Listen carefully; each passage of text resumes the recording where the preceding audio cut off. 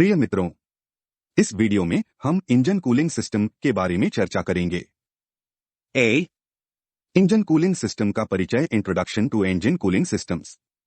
Engine cooling system आंतरिक दहन engine internal combustion engines का एक महत्वपूर्ण घटक है, जिसे इंजन के ऑपरेटिंग तापमान को इष्टतम सीमा ऑप्टिमल लिमिट्स के भीतर विनियमित, रेगुलेट और बनाए रखने के लिए डिजाइन किया गया है।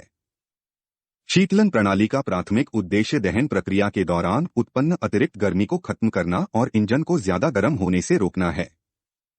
ज्यादा गर्म होने से गंभीर क्षति हो सकती है, दक्षता एफिशिएंसी कम हो सकती है और चरम मामलों एक्सट्रीम केसेस में इंजन विफल हो सकता है। संचालन सिद्धांत ऑपरेटिंग प्रिंसिपल्स। 1. ऊष्मा उत्पादन हीट जनरेशन। दहन प्रक्रिया के दौरान इंजन में ईंधन जलाया जाता है, जिससे गर्मी पैदा होती है। अत्यधिक गर्मी से घटक क्षतिग्रस्त हो सकता है और दक्षता कम हो सकती है। 2. शीतलक परिसंचरण कूलेंट सर्कुलेशन। जल पंप इंजन और रेडिएटर के माध्यम से शीतलक प्रसारित करता है। शीतलक इंजन से गर्मी को अवशोषित करता है और इसे अपव्यय के लिए रेडिएटर तक ले जाता है। 3. Heat exchange. रेडिएटर में शीतलक और आसपास की हवा के बीच गर्मी का आदान प्रदान होता है। रेडिएटर पर पंख गर्मी अपव्यय हीट डिसिपेशन को बढ़ाते हैं। 4. थर्मोस्टेट विनियमन थर्मोस्टैट रेगुलेशन। शीतलक के प्रवाह को नियंत्रित करने के लिए थर्मोस्टेट खुलता और बंद होता है। यह इंजन वार्म अप के दौरान बंद रहता है और इंजन के इष्टतम तापमान पर पहुंचने पर खुल जाता है। 5. Cooling fan operation. Cooling fan वांछित तापमान बनाए रखने में सहायता करता है। यांत्रिक या बिजली के पंखे रेडिएटर के माध्यम से वायु प्रवाह को बढ़ाते हैं। इंजन कूलिंग सिस्टम का महत्व। 1. ज्यादा गर्म होने से बचाव। ज्यादा गर्म होने से इंजन खराब हो सकता है और जीवनकाल कम हो सकता है। शीतलन प्रणाली इंजन को ऐसे तापमान तक पहुंचने से रोकती है जो नुकसान पहुंचा सकता है। 2. इष्टतम प्रदर्शन ऑप्टिमल परफॉर्मेंस। इंजन को सही तापमान पर बनाए रखने से इष्टतम दहन और दक्षता सुनिश्चित होती है। 4. उत्सर्जन नियंत्रण एमिशन कंट्रोल। शीतलन प्रणालियां कुशल दहन को बढ़ावा देकर उत्सर्जन को नियंत्रित करने में मदद करती हैं। 5. विस्तारित इंजन जीवन एक्सटेंडेड इंजन लाइफ। उचित शीतलन इंजन घटकों की दीर्घायु में योगदान देता है। अंत में इंजन कूलिंग सिस्टम एक महत्वपूर्ण घटक है जो आंतरिक दहन इंजन के समग्र प्रदर्शन और स्थायित्व में महत्वपूर्ण भूमिका निभाता है। कुशल इंजन संचालन सुनिश्चित करने और संभावित महंगी क्षति को रोकने के लिए इसके घटकों और सिद्धांतों को समझना आवश्यक है। B. इंजन कूलिंग सिस्टम के प्रकार। आंतरिक दहन इंजन द्वारा उत्पन्न गर्मी को विनियमित करने और नष्ट करने के लिए कई प्रकार के इंजन कूलिंग सिस्टम डिजाइन किए गए हैं। इन प्रणालियों का प्राथमिक उद्देश्य कुशल संचालन के लिए इंजन को इष्टतम तापमान सीमा ऑप्टिमल टेम्परेचर रेंज के भीतर बनाए रखना है। यहाँ कुछ सामान्य प्रकार के इंजन कूलिंग सिस्टम दिए गए हैं। 1. तरल शीतलन प्रणाली लिक्विड कूलिंग सिस्टम। रेडिएटर प्रणाली यह तरल शीतलन प्रणाली का सबसे सामान्य प्रकार है। इसमें इंजन और रेडिएटर के माध्यम से एक तरल शीतलक, आमतौर पर पानी और एंटीफीज का मिश्रण, प्रसारित करना शामिल है। शीतलक इंजन से गर्मी को अवशोषित करता है और रेडिएटर के माध्यम से हवा में छोड़ता है। जल पंप इंजन और रेडिएटर के माध्यम से शीतलक को प्रसारित करने के लिए जल पंप का उपयोग किया जाता है। यह इंजन के तापमान को नियंत्रित करने के लिए शीतलक के निरंतर प्रवाह को बनाए रखने में मदद करता है। थर्मोस्टेट इंजन के तापमान के आधार पर शीतलक के प्रवाह को नियंत्रित करता है। यह शीतलक प्रवाह को नियंत्रित करने और वांछित ऑपरेटिंग तापमान बनाए रखने के लिए खुलता और बंद होता है। 2. Air cooling system. Air cooled engine. कुछ इंजन, विशेष रूप से मोटरसाइकिल और छोटे विमानों में, एयर कूलिंग का उपयोग करते हैं। इंजन पर लगी धातु की सतहें हवा के संपर्क में आती हैं और जैसे ही वाहन चलता है, हवा इन सतहों पर मजबूर हो जाती है, जिससे गर्मी खत्म हो जाती है। Cooling fin. एयर कूलिंग वाले इंजनों में अक्सर सिलेंडर और सिलेंडर हेड की बाहरी सतहों पर फिन होते हैं। ये पंख हवा के संपर्क में आने वाले सतह क्षेत्र को बढ़ाते हैं, जिससे गर्मी अपव्यय हीट डिसिपेशन में वृद्धि होती है। 3. तेल शीतलन प्रणाली ऑयल कूलिंग सिस्टम। तेल कूलर कुछ उच्च प्रदर्शन या हेवी ड्यूटी इंजन इष्टतम तेल तापमान बनाए रखने के लिए तेल कूलर का उपयोग करते हैं। ऑयल कूलर एक हीट एक्सचेंजर है जो इंजन ऑयल से गर्मी को आसपास की हवा या शीतलक में स्थानांतरित करता है। 4. संयोजन प्रणाली कॉम्बिनेशन सिस्टम्स। संयोजन तरल वायु शीतलन कुछ इंजन तरल और वायु शीतलन के संयोजन का उपयोग करते हैं। मुख्य इंजन घटकों के लिए तरल शीतलन का उपयोग किया जाता है, जबकि सिलेंडर हेड जैसे कुछ क्षेत्रों को वायु ठंडा किया जा सकता है। संयोजन तेल तरल शीतलन कुछ मामलों में तापमान को प्रभावी ढंग से प्रबंधित करने के लिए इंजन तेल और तरल शीतलन प्रणाली दोनों को शामिल कर सकते हैं।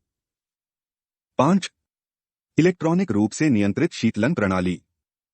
बिजली के पंखे कई आधुनिक वाहन शीतलता बढ़ाने के लिए बिजली के पंखों का उपयोग करते हैं। ये पंखे इंजन नियंत्रण इकाई (ECU) द्वारा नियंत्रित होते हैं और इष्टतम तापमान बनाए रखने के लिए आवश्यकतानुसार इन्हें सक्रिय किया जा सकता है। प्रत्येक प्रकार की शीतलन प्रणाली के अपने फायदे हैं और इसे वाहन के प्रकार, इंजन डिजाइन और इच्छित उपयोग जैसे कारकों के आधार पर चुना जाता है। तापमान को नियंत्रित करने में अपनी दक्षता के कारण ऑटोमोबाइल में तरल शीतलन सबसे आम है, लेकिन वायु और तेल शीतलन का अनुप्रयोग विशिष्ट परिदृश्यों में होता है। C. Components of a cooling system. आंतरिक दहन इंजन में शीतलन प्रणाली में आम तौर पर अतिरिक्त गर्मी को विनियमित करने और नष्ट करने के लिए एक साथ काम करने वाले कई घटक होते हैं। प्राथमिक लक्ष्य इंजन को इष्टतम ऑपरेटिंग तापमान पर बनाए रखना है। यहाँ एक विशिष्ट ऑटोमोटिव शीतलन प्रणाली के प्रमुख घटक हैं। 1. रेडिएटर। रेडिएटर एक हीट एक्सचेंजर है जो शीतलक से हवा में गर्मी के हस्तांतरण की सुविधा प्रदान करता है। यह आमतौर पर वाहन के सामने स्थित होता है जो वायु प्रवाह के संपर्क में होता है। 2. शीतलक कूलेंट। शीतलक अक्सर पानी और एंटीफीज का मिश्रण इंजन और रेडिएटर के माध्यम से घूमता है। यह इंजन से गर्मी को अवशोषित करता है और इसे अपव्यय के लिए रेडिएटर तक ले जाता है। 3. जल पंप वाटर पंप। पानी पंप इंजन और रेडिएटर के माध्यम से शीतलक को प्रसारित करने के लिए जिम्मेदार है। यह अक्सर इंजन के क्रैंकशाफ्ट द्वारा बेल्ट चालित होता है। 4. थर्मोस्टेट। थर्मोस्टेट इंजन के ऑपरेटिंग तापमान को नियंत्रित करने के लिए शीतलक के प्रवाह को नियंत्रित करता है। यह इंजन वार्म अप के दौरान बंद रहता है और इंजन के वांछित तापमान पर पहुंचने पर खुल जाता है। 5. Cooling fan. Cooling fan radiator के माध्यम से वायु प्रवाह को बढ़ाकर इंजन के तापमान को नियंत्रित करने में सहायता करता है। यह यांत्रिक, बेल्ट चालित या विद्युत हो सकता है और इसका संचालन तापमान की स्थिति के आधार पर नियंत्रित किया जाता है। 6. नली और पाइप होजेस एंड पाइप्स। होज और पाइप इंजन, रेडिएटर और अन्य शीतलन प्रणाली घटकों के बीच शीतलक का परिवहन करते हैं।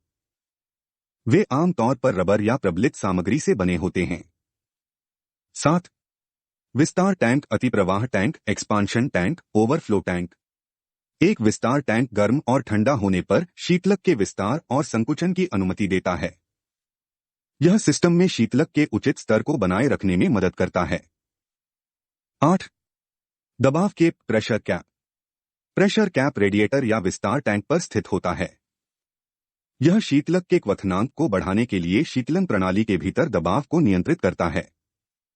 9. Fan clutch, mechanical fan. यांत्रिक पंखे वाले सिस्टम में पंखे का क्लच तापमान के आधार पर पंखे को जोड़ता या बंद करता है।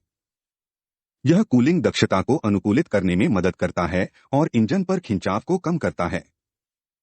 10. तापमान सेंसर। तापमान सेंसर शीतलक या परिवेश के तापमान की निगरानी करते हैं और इंजन नियंत्रण इकाई (ECU) को प्रतिक्रिया प्रदान करते हैं। ECU इस जानकारी का उपयोग कूलिंग फैन के संचालन और अन्य प्रासंगिक कार्यों को नियंत्रित करने के लिए करता है। 11. Heater core. हीटर कोर एक छोटा रेडिएटर जैसा घटक है जिसका उपयोग कुछ वाहनों में यात्री डिब्बे में गर्मी प्रदान करने के लिए किया जाता है। 12. बाईपास प्रणाली। थर्मोस्टेट बंद होने पर बाईपास प्रणाली शीतलक को इंजन के माध्यम से प्रसारित करने की अनुमति देती है। यह वार्म अप के दौरान इंजन को ऑपरेटिंग तापमान तक तेजी से पहुंचने में मदद करता है। ये घटक यह सुनिश्चित करने के लिए एक साथ काम करते हैं कि इंजन इष्टतम तापमान सीमा के भीतर संचालित हो। ओवरहीटिंग को रोकने और शीतलन प्रणाली की प्रभावशीलता को बनाए रखने के लिए शीतलक स्तर की जांच, नली का निरीक्षण और रेडिएटर की स्थिति की निगरानी सहित नियमित रखरखाव आवश्यक है। मित्रों, हमने इंजन कूलिंग सिस्टम के बारे में संक्षेप में बताया है। हमारा इंफ्रामैकेनाइजर यूट्यूब चैनल कंस्ट्रक्शन प्रोफेशनल के सभी कौशल सेट में सुधार के लिए वीडियो अपलोड करता है। हम सभी से अनुरोध करते हैं कि यूट्यूब वीडियो के टिप्पणी अनुभाग में अपने विचार और आवश्यकता का उल्लेख करें, इसे लाइक करें और अपने मित्र को साझा करें। इसके अलावा हमारे यूट्यूब चैनल इंफ्रामैकेनाइजर को सब्सक्राइब करें, यह मुफ्त है।